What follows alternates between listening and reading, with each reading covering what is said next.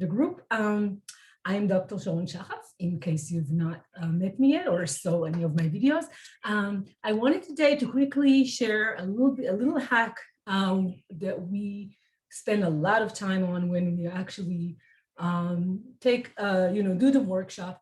But I wanted to give you a sense of the kind of work we do after we already discuss writer's block and the dynamic of writer's block and the brain science behind writer's block and psychology behind writer's block. And we introduce and practice different interventions to help you deal with the academic writer's blocks, all of this specifically geared towards life in academia.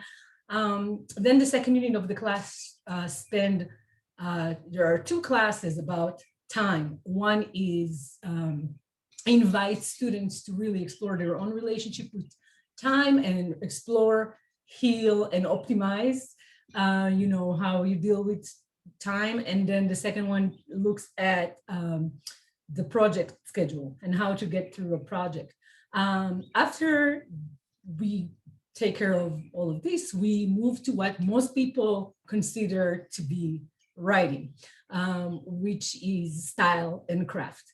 So one of the little hacks that really is very useful at any point of your work, but it's good for planning. I don't want to say especially it's good for every point, but it's really good as a planning device to plan a new piece of work, to outline, to brainstorm, but also, and this is what I was going to say, it's especially good for moments when you get turned around and confused and you get stuck because you're overwhelmed with what I call the moment of too muchness, right? And so many times in academic writing, people come to me and they're super stuck and super stressed. And really what it is, more than anything else, is that they have a wealth of information and knowledge and research, original research that they have done and all the literature that came before.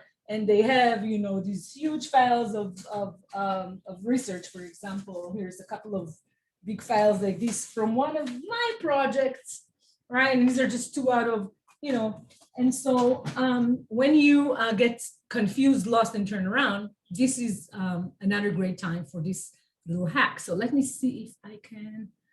Oh, okay, fine. Is this the one? Yeah. All right. So I wanted to show you this little hack for the formula or structure of research paper. And I fixed all of the PowerPoint, but right now I just decided to share an old copy. So I'm sorry about this is not cut. All right. Anyways, so this is an ongoing tool, as I said, for creating for all stages. But let me explain the hack. So what I invite you, and this is something that if for those of you who were, who worked with me on your dissertation or you worked with me during your MA or BA years, and some of the group are actually former students, many times I would have people sit down and even, in my office for 5 minutes and write this out before we started talking about their project. So it's, okay, anyway, let me stop and say this. When we talk about style, real quickly, and again, this is something that we spend a long time on in the class, so I'm just trying to give you a taste.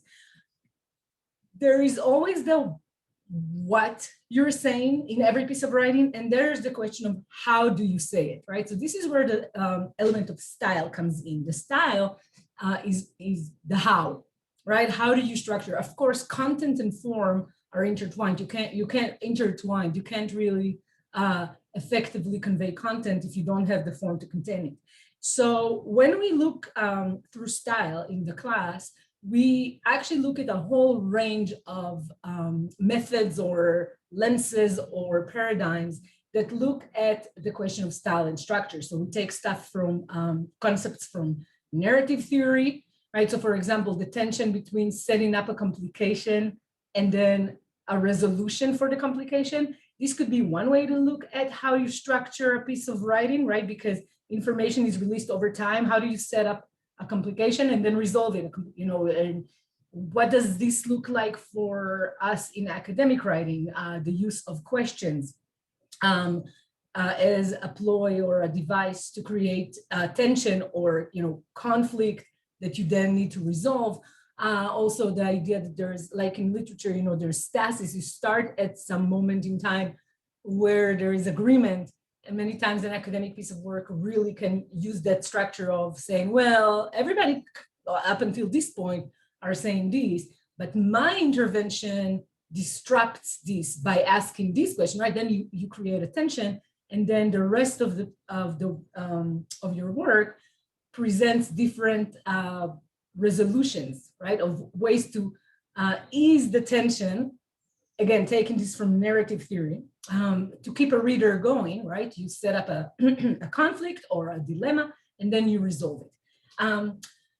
But since academic writing is not narrative writing, it's different, I find that this hack is really useful. And this hack asks you the following questions. You step back and you ask, and I really recommend for you, if you're watching this now or if you're watching this later, to just go ahead and do, pick a project you're working on, or it could be, your whole dissertation or a whole monograph, or it could be one chapter or one research paper, one research article, whatever it is. And ask yourself this, right? Oops. So I'm not sure I'm sharing this right. Hang on. Where are we? Hopefully this is not a mess on Facebook. I'm lost. There you go. So sharing the screen again. All right, and then ask yourself the following, right? So what is the topic of your paper? And when we talk about topic, this is not a technical thing, right? Topic is not something that your topic is not a natural occurrence in nature, right? It's not that on day 8, God made your topic. Your topic is actually a very big part of your, if not, well, it's an intrinsic part of your original contribution. Now, I will also say this, I often tell writers, you can't really have a full grasp of your topic until you are in the final revision and editing stages of a piece of work. So it's very common to want to have a full understanding, you want to have your topic down, but please understand that as you work on, especially on a big project, right, you can get lost in it and turn around in it, and your topic can evolve. You can end up zooming in on something smaller than what you had originally thought. So locating your topic, articulating your topic, framing your topic, deciding the perimeters of your topic, all of this is an ongoing process. So at any given moment in your work, especially when you're lost and turn around, to step back and say, wait, what is my topic, right? What is my contribution? What am I really writing about, right? It's also very common to start with something very general and then to continue to refine and hone your topic. So that's only the first, right? Then after you ask yourself, what is your topic? Which again, it can seem really trivial, but it's not. You then ask yourself about your question. What questions are you asking about your topic, right? So there's the topic that you are dealing with, and then there are the questions you are answering. And then the third part of my little hack is asking yourself this: what actions are you taking in order to answer the questions you posed about your topic that you posed or selected, right? So then, I add the part of conclusion, because academic papers usually have the structure where at the end you conclude and say what conclusions you drew from stages 1 through 3. And actually this can also appear in your introduction, right? Your introduction, your abstract, if you send this as an abstract for a conference paper, your introduction, your proposal, your prospectus, all of those texts actually follow that same formula of saying, this is my topic, these are the questions I'm asking about my topics, and these are the actions. Now, I'm not using, this is not necessarily research methods, okay? Actions could be, I read all the literature on this, and that, right? So many times a topic brings together 2, 3, 4, 5 different bodies of literature. So for you to say, in order for me to answer the questions I have about my topic, one action I took was lit review, but I brought together the literature on television and globalization. For example, this is something from my work, right? Or and then that goes something like, most people who write about television in an American context do not bring together the literature on post-colonial theory with the literature on television genre. But my work, right, by bringing together these two literatures, right, this is going to be an action I take to answer a question that I asked. And let's say the question was, how do we present a different paradigm, a decolonialized paradigm for understanding TV studies? This is completely an example I'm simplifying out of my head, right? And then the topic is, so you see these things built together, right? So you have the topic, and there's the questions you're asking, and then the action. So the action can be lit review. The action can be, I went and spent a year in an archive, or I watched all the episodes, again, with staying with television studies, of these 1980 sitcoms, or that, from the decades or whatever in Israel or Egypt or wherever. Or it could be, I did oral histories. I'm giving you all examples for things I've done. I've done a big oral history project with everybody who worked on the first ever Israeli television series, Kovin Kovin, for those of you who are Israeli, etc. So these things can be very different across different fields, right? The actions that you take to answer your questions about your topic, if you're studying vaccine efficiency, or if you're studying HIV/AIDS interventions, or whatever it is, it's going to look a little different. But the structure, right, this structure can really help you when you get turned around and lost, especially if it's getting to be, really complex and rich and complicated, and you're turned around because you have a good project. A good project oftentimes ends up being more than one project, right? So sometimes this could be a really good tool for you to reduce your project, or for you to, again, locate the focus of your project. All right, so this was really just in a nutshell. This is one PowerPoint slide out of a class that has like maybe, 40 PowerPoint slides, just to give you guys a taste, also to just invite you guys to try it and tell me how it worked for you, right? So when you're lost, confused, turned around, or when you're trying to think about a new project, this could be a really fantastic way for you to organize,